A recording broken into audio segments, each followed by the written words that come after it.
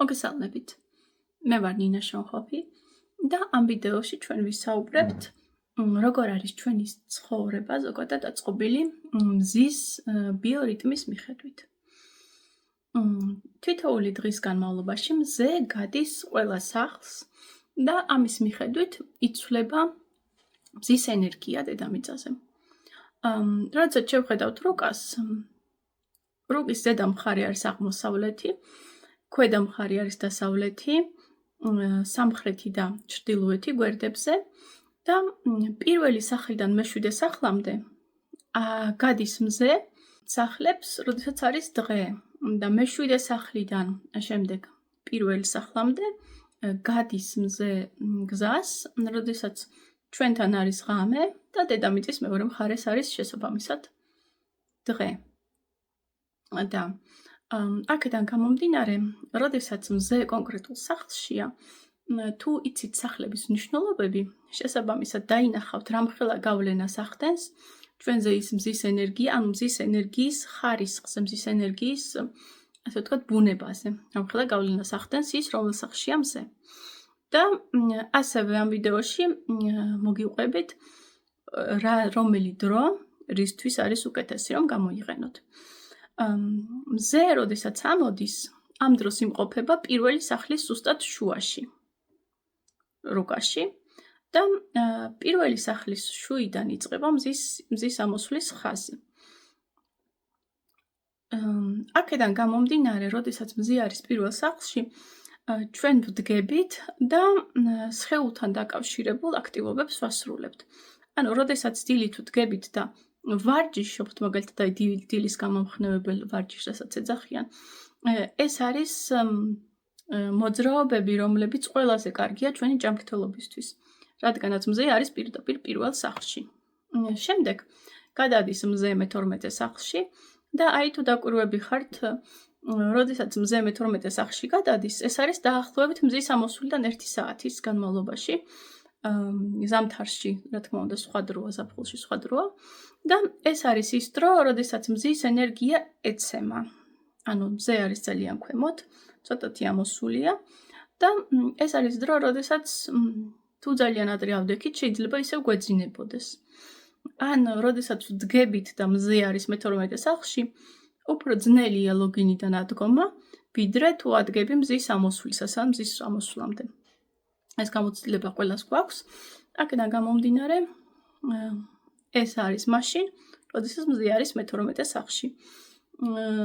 ამ დროს არის ძალიან კარგი სულიერი აქტივობები, მედიტაცია მაგალითად, რადგანაც მზე მე-12 სახლში ენერგია ამას ხელს უწყობს.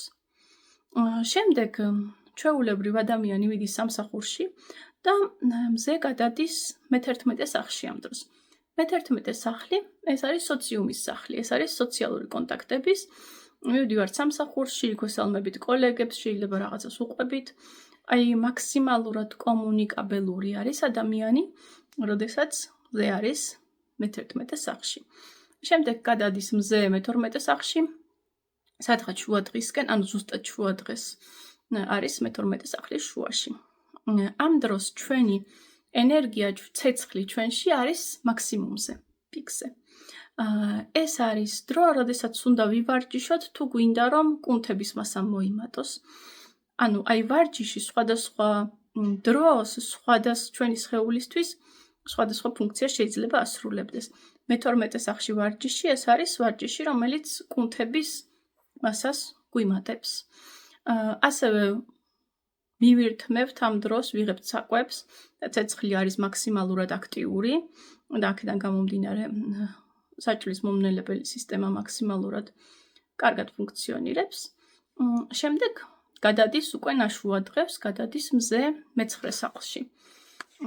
მე-9 სახლში, თუ დააკვირდებით, აი მაქსიმუმი ტრეინინგებისთვის კარგი დრო არის ნაშუა დღეს, რადგანაც მზე მე-9 სახლშია და ენერგია შესაბამისია ამასთან, რომ ადამიანმა რაღაცა ცოდნა მიიღოს. მე-9 სახლში ხდება რაღაცა გონებრივი აქტივობების შესრულება ძალიან კარგად. შემდეგ ყველამ ვიცით, რომ აი სადღაც 4-დან 6-მდე არის ესეთი პერიოდი, როდესაც ყველას ეძინება. ეს არის, როდესაც მზე არის გადასული მერვე სახლში. მერვე სახლი იცით არის მზის დასუსტების ადგილი და შესაბამისად ადამიანს მზის ენერგია, სასიცოცხლო ენერგია უკვე ითდება. ძალიან ბევრ კულტურაში, როდესაც მზე არის მერვე სახლში, იძინებენ ადამიანები. ასევე სტატისტიკურად არის დამტკიცებული, რომ უბედური შემთხვევების უმეტესობა ხდება მაშინ, როდესაც მზე მერვე სახლშია და ასევე საავადმყოფოებში სტატისტიკურად არის გამოკვლეული, რომ ყველაზე მეტი ადამიანი კვდება მაშინ, როდესაც მზე არის მერვე სახლში. ანუ აი მერვე სახლში, როდესაც არის 4-დან 6-მდე, უნდა შევეცადოთ, რომ თქვათ არ ვითხოვოთ მაგალითად ხელფასის მომატება უფროსთან, იმიტომ რომ შეიძლება მას თავისი სასიცოცხლო ენერგია დაქვეითებული აქვს და არც ძალია ჩვენთვის. ანუ რაც კომუნიკაციას შეეხება, ჯობია რომ მე-11 სახლში, როდესაც არის მზე, მაშინ მოვითხოვოთ, ვიდრე მერვე სახლში, როდესაც არის. შემდეგ უკვე მერვე სახლის შემდეგ მზე გადადის მე-7 სახლში და მე-7 სახლში შუაში არის ზუსტად, როდესაც მზე ჩადის ის მომენტი. ანუ ნახევარი მე-7 სახლის არის ჩამავალი მზე და მეორე ნახევარი არის უკვე როდესაც ჩასულია.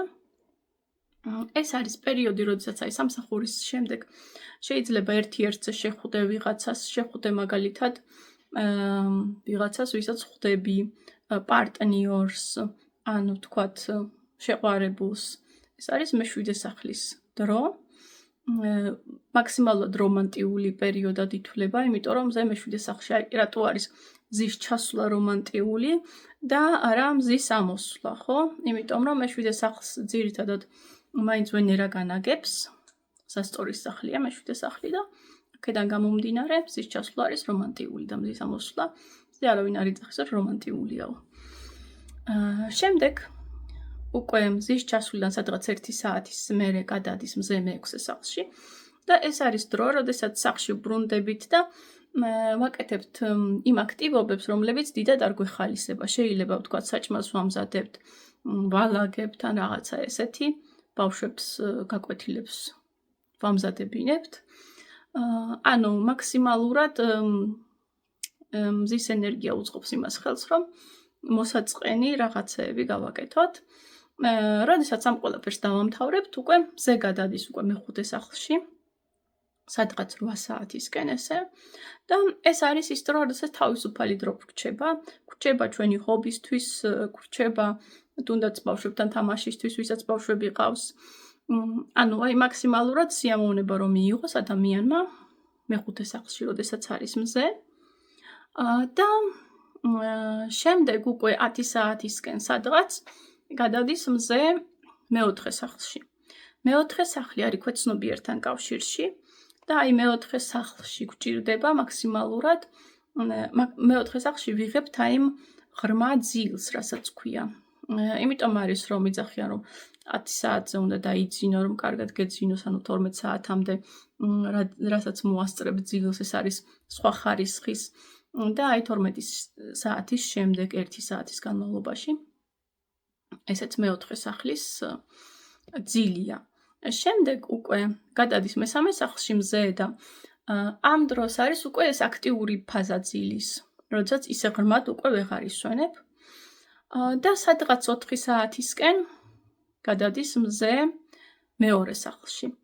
მეორე სახლი არის დაკავშირებული, როგორც ვიცით, საკვებთან, ხო?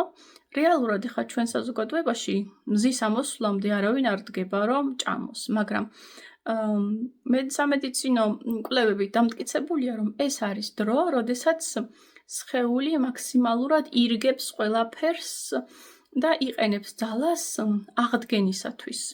ანუ თუ ავდგებით მზის ამოსვლამდე და რაღაცა პატარა შევჭამთ, ძალიან კარგად შეგვერგება. ანუ ამას პროფესიონალი ბადიბილდერებიც ნაკეთებენ და ცნობილია, რომ მზის ამოსვლამდე თუ შევჭამთ, როცა მზე არის მეორე სახლში, ეს ნივთიერებები უფრო უკეთესად გვერგება, ასე ვთქვათ, ვიდრე ჩვენ ნორმალურ, ანუ ჩვეულებრივი ადამიანი დგება და ჭამს, როდესაც მზე არის მე-12 სახლში, მზის ამოსვლის მერე და ამ დროს არ არის მომნელებელი სისტემა ისეთი ძლიერი და აი როცა მეორე სახლშია მზის ამოსვლამდე 1 საათით ადრე სადღაც მაშინ შეგვიძლია ჩვენ რომ მივირთვათ საკვები. ზოგიერთი ბერები ზოგიერთ კულტურაში მზის ამოსვლამდე დგებიან და მიირთმევენ, რადგანაც იციან ეს ბიორიტმი მზის, რომ მზი არის მეორე სახლში და სხვანაირად ერგებათ. ასევე მეორე სახლში, როდესაც არის მზე, ძალიან კარგია მედიტაცია და ლოცვა. რატომ არის? ეს არის კომუნიკაციის სახლი იმ კუთხით, რომ ამბობენ, რომ ამ დროს მაქსიმალურად დაწყნარებულია ენერგია დედამიწაზე და ამ დროს, როდესაც ადამიანი ვთქვათ, ღმერთთან კომუნიცირებს, ცნობიერება უფრო სუფთა, საკუთარ ქვეცნობიერსაც უკეთესად წვდება, ლოცვისთვისაც კარგი დროა და შემდეგ უკვე, როდესაც მზე პირველ სახლში გადადის, ეს არის უკვე სხეულთან დაკავშირებული აქტივობებისთვის ძალიან კარგი დრო. თუ გაითვალისწინებთ მზის ბიორიტმს, ეს ბუნებრივად კიდევ აძლიერებს ჩვენში მზის ენერგიას, ანუ ჩვენი მზე რუკაში გაძლიერდება იმით, თუ ადამიანი მზის ბიორიტმის შესაბამისად ცხოვრობს, ანუ ადგება მზის ამოსვლამდე ადრე, მზის ამოსვლაზე ადრე და ვთქვათ დაიძინებს, ვიდრე მზე გადავა მეოთხე სახლში და ასე შემდეგ. იმედია საინტერესო ინფორმაცია იყო თქვენთვის. კომენტარები შეგიძლიათ დამიწეროთ, თქვენ როგორ აღიქვამთ ამას, თქვენ როგორ გრძნობთ მზის ენერგიის ცვლილებას და დიდი მადლობა ყურადღებისთვის.